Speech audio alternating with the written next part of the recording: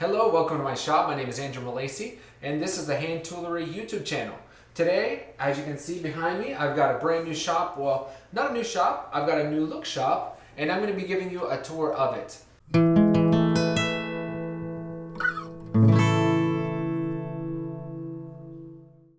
We're going to begin our tour just a step outside the workshop. This is the entrance I always come in. Let me start by giving you just a quick panorama, a quick look around of what exactly is going on with my shop, its layout, etc. My shop is almost exactly a perfect square. It's 15.5 feet by 15.5 feet.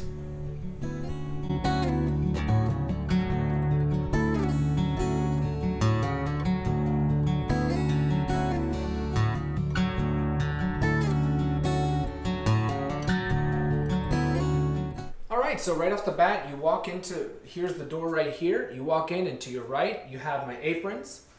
And I have this one apron here, which is just for nasty tasks, things I don't want to get dirty, but I don't mind if the apron gets really filthy. And then I have this other apron, which is new. I showed a video on me getting that and trying it on. That one is I just use around the shop for general woodworking. This here is it's also to the right. You come in, and then if we're going to go around the room to the right, we have my 14-inch bandsaw here. It's a porter cable, as you can see. It's got the cabinet on the bottom here. I'm not actually sure if I've ever used that cabinet. I don't use it currently. I've got this homemade rip fence that doesn't work that well, but you know, it doesn't have a ton of resaw capacity. But then again, I don't do a whole lot of resawing, so whatever, maybe 6 inches. Someday I'd like to do resawing, but we'll see. I got this bandsaw off Craigslist. It costs 240 bucks. I think it retails for 400 bucks at Lowe's. I use it all the time, and I've got it dialed into it working quite well. If we continue on, just next to the bandsaw here, I've got a glue station, it's where my glue and some zip ties are. I also keep super glue, and then also I keep, believe it or not, I keep stick glue because you can stick a piece of paper on your wood like that and it comes off really easily. I've got my drill and impact driver here. I'm not some sort of porter cable fanboy here, but you know, I got a really good deal on this. In fact, I had the Black & Decker system, and I was able to sell that and buy this and come out actually a tiny little bit ahead on the whole deal. So, you know, why not? This was upstairs in the house. I brought it downstairs because it didn't fit with the decor anymore, and I turned it into a finishing cabinet. So I got my paste wax. I got some non-slip surfaces here. Just some white rags, brand new. I go through about a pack of these every 6 months to a year. And there's like 18 or so in a pack. Trash bags, sandpaper, and right here are my, latex gloves, I guess. And I use double stick tape to put it to the door. That's been really convenient to have like that. Right here we have the cabinets, and behind that in that corner, I've got just irregular long stick stock, I call it. So if it's anything like stick, or if it's a stick or a tube or whatever, I put it in this corner. And you should be able to tell that the way I have it all is I took a piece of PVC 4-inch, cut it on a 45, and then screwed it into the stud there. Then plywood, offcuts from just various offcuts and things that, you know, just need to store out of the way. Here's my air compressor. It's a really cheap one that I got from Kmart, and Kmart's been pretty good to me in that regard. I get a lot of good deals there. And it's a TNT brand, Tools and Tasks. I don't have anything bad to say about it. It works great.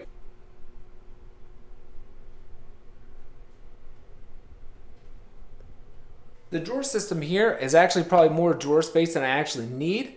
Up on the top, I have knickknacks and just random stuff like a piece of leather, some steel, an old lighter. I have parts from various electronics that I've taken apart when they stop working. Things like that. Allen keys, just random stuff. Here's my fasteners drawer. I have the yogurt cups like Matthias Wandel. I have it kind of organized, like here are old slotted screws.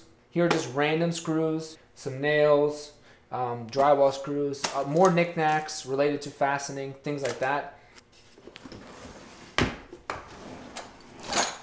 I have drawer slides that I've taken off desks that and other things that we're going to get thrown away. Drawer pulls, shelf brackets, my nailer with a corded drill, and then finally a jigsaw with a multi-tool Dremel copy type thing with this propane tank there. On the other side, here I've just got random stuff, more modern quote-unquote tools, files, chisels, squares, coping saw blades, the free crap that Harbor Freight gives you, all that stuff. More random stuff.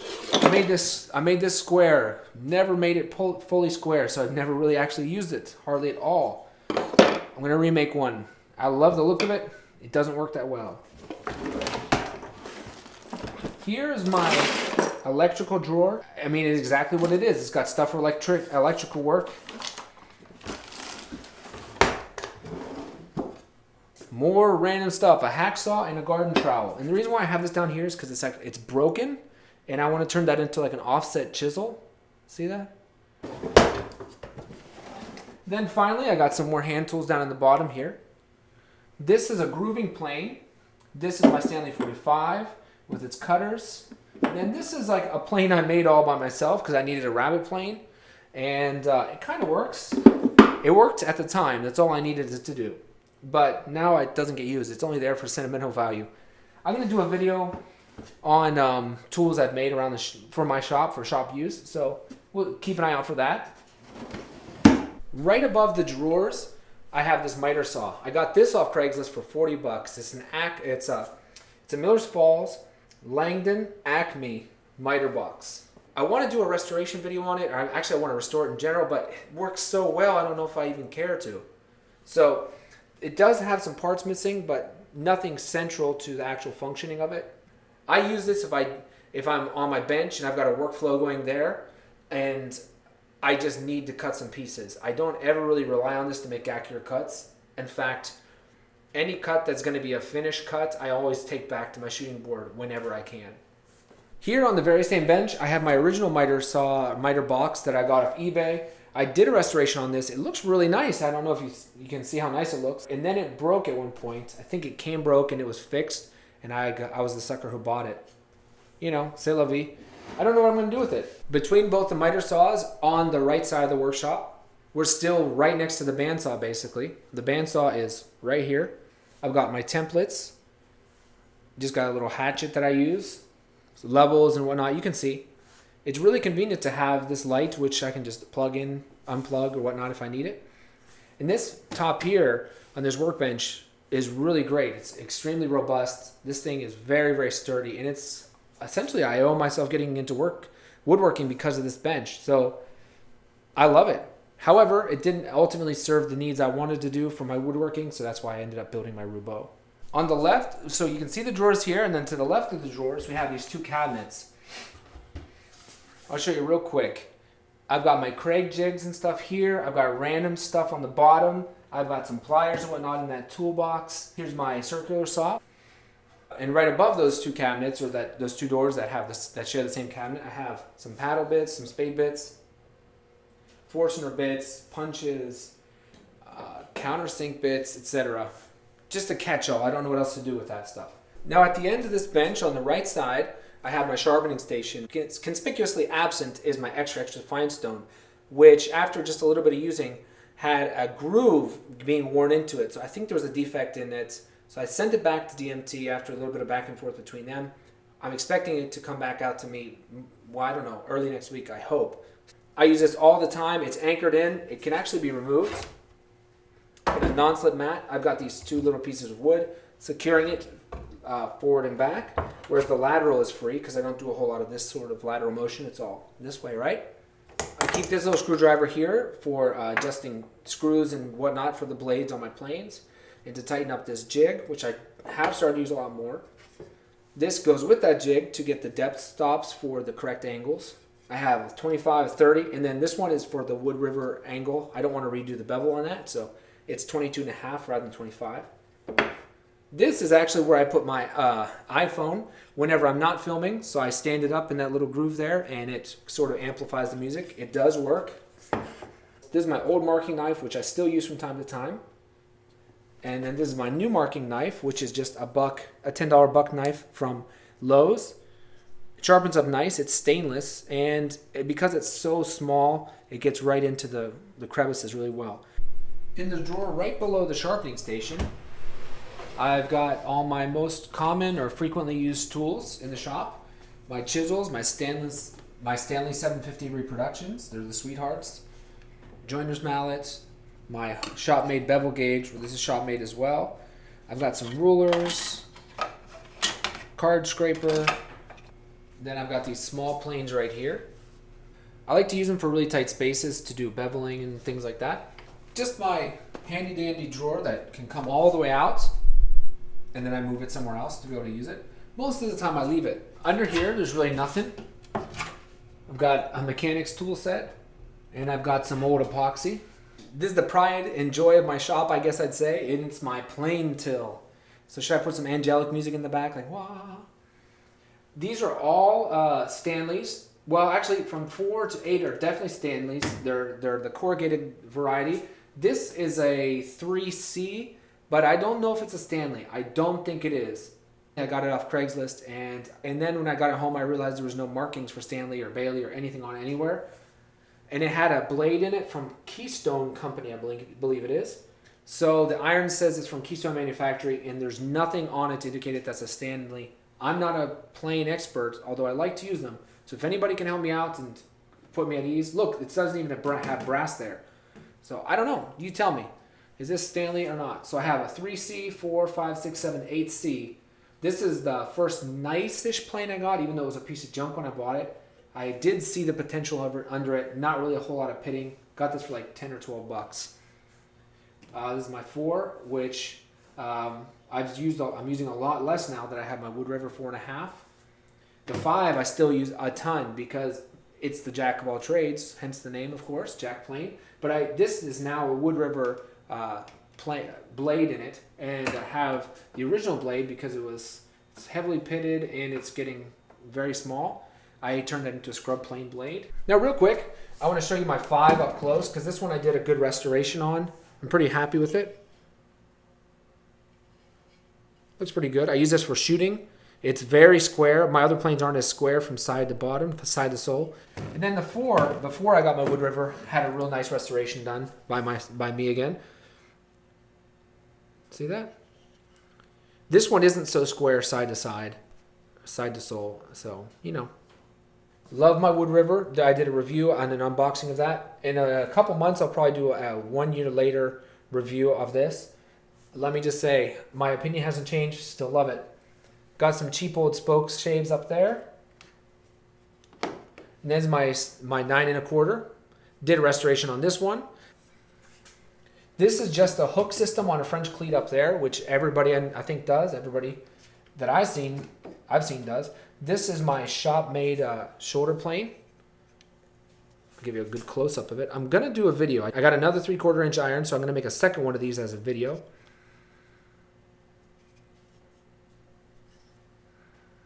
Before I continue on with my plane till, which is over there, I want to just give you a quick look at the wainscoting, chair rail, and baseboard that I did on this. I was going to put it up a little higher to cover my drywall seam, but it turned out okay with paint on it, so I just left it. And it looks much better at this height, which is slightly above my workbench height. Now, this is just paint with some pine. I didn't even really plane the pine, just threw it up on the wall. Didn't worry about too much of a fit, just wanted it to fit snugly. Why I took the extra time to do this is simply because it was a really cheap way to make things look really, really pretty. This here at the bottom, this baseboard, is actually not baseboard. I was going to buy a baseboard, and I thought, well, it's going to look a little plain. I want something a little more visually interesting, but I didn't want to go over the top. Plus, to get 16 feet of baseboard and another 5 or so, it was going to be, 20 to 30 bucks. Quite frankly, I didn't want to spend it. I'd already spent a little bit of money on the drywall and whatnot. So I was like, how can I do this a little more cheaply? And I found right next to the baseboard in Home Depot, I found what they're calling shiplap, and it is shiplap. So they're now offering this shiplap pre-pined. It's pre-primed, and it's actually pine, and it's like 5 or 6 inches, and it was $5. So I bought 16 feet of this for 10 bucks, and I could have only bought 8 feet for 10 bucks if I just bought a regular baseboard. I don't know about you, but I love the effect. It looks so beautiful to have that little ledge, that step down there. All right, so here's my corner. That's the first thing you see when you walk in the shop. So the door where we came in is straight ahead of me right there, or exactly opposite of this wall. The plane till I have a video of that, but it's made out of offcuts and leftovers from pre-primed pine lumber that I use for this shop and for other things and other projects. I have this straight edge right here is made from a spacer piece from the kitchen cabinets that we tore out whenever we redid our kitchen. This, same sort of deal. I had this offcut from my kitchen renovation from the old cabinets, and I turned it into a little message board for myself where I keep notes. I've got my clamps hanging up here in the corner, French cleat for this, and French cleat for this, and these hang, these F clamps hang by the little nub here. They just go over a piece of wood there and hang. And these ones that are the quick clamps, that little bird's beak looking thing, that hook, just goes and hooks over there. All right, so I want to give you a quick look at all my hand saws in the till. This is a Distant 4. So I wanted the Distant 4. They're in fairly high demand. They're really great. And I use this as a rip tenon saw. So you can kind of see the etching, kind of not. It's pretty bad. It's kind of gone. But it's a Distant 4, and it's in great condition. And I shined it up and put some new finish on the handle.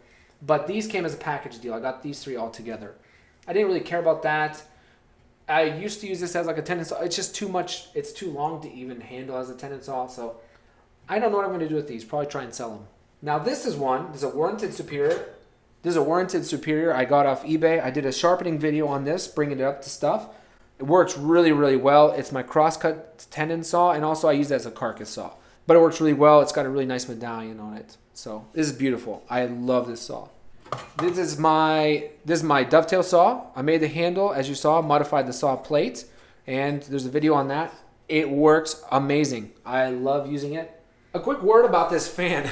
This used to be hanging down a little bit, and that's what I use for my air filtration. I don't use it as a dust collector. I just use it if I'm doing something that's going to kick up or create a lot of dust.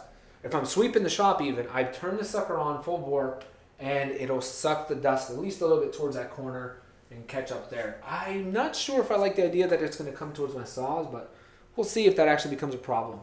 It works because I have to clean out this filter regularly. Right here, I've got my lumber rack. This door, by the way, this door goes out to it's not the door we came in. This door goes out to the laundry room. This top rack here is where I keep all my longer boards and such. I marked the length on them, the usable length, not the actual length. So this one here is like 67.5 inches long. This one's 42 inches long, but that means I think there's another 6 inches of length on that's got a big crack or a check in it and a huge knot. And so it's like 48 inches long, but it's actually 42 usable inches on most, or if not all, the board. I have my scraps here. I've got some nice pine offcuts here. These are offcuts. These are actually the shelves that came out of the wall whenever I redid and I drywalled that one wall with a whole ton of shelves in it. This is pine that's left over from when I made my wife's desk. Here's poplar, all the stuff that I got from the big box stores. This is smaller but nice usable walnut that I have left. And then some offcuts and some scrap of walnut. This is offcuts from 2x12s that I bought to make my workbench. So this is what's left of the whole workbench. Offcuts from my dad's shelving project where I made like cabinet shelves for him in the desk. But I love having plywood on hand. Now, it's not because I'm some purist or I'm just stubborn. It's just my workflow doesn't include a whole lot of power tools, although I have some. So I've got my miter saw down in the bottom there. This is a tile saw that I borrowed. Then on this other cabinet here, I have some plumbing stuff like tubes from a washing machine and fittings and all that stuff from when I renovated. I've got drywall stuff in the blue bucket. I've got concrete in that plastic bag there, so I wrap up like the drywall, the joint compounds bag, as well as the concrete bag. I wrap it up in a plastic bag outside of it to control the dust whenever I pull it out. Because don't you know when you squeeze it, it puffs out all the fine dust. I have a video of my workbench tour, but now that I don't have any planes on the bottom, This is my grandfather's toolbox that he gave me before he passed away. And I keep my bit and brace and some other things inside of there, some really old tools. This is my hand router plane that I've made. Works really, really well. This is my number 78. I don't know how I'm going to store it. I think we're going to make a box for it. I'm going to make a box for my 45. So right next to my leg vise and with this sliding dead man, I've got a little bracket that supports a piece of plywood.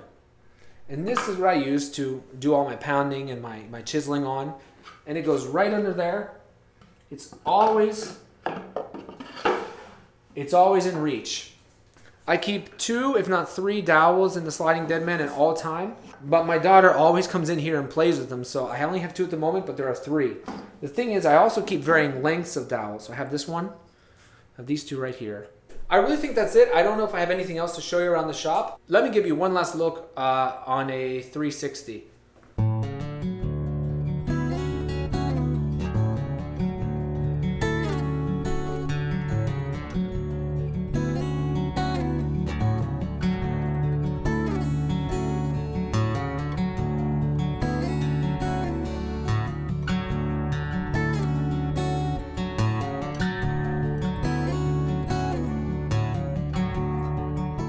Alright, thanks so much for being here with me today on my shop tour, on my new shop tour. And again, if you have any comments or suggestions or impressions, feel free to leave them in the comment section down below. Thanks so much for watching. I hope it's been enjoyable and useful, and I'll see you in the next video.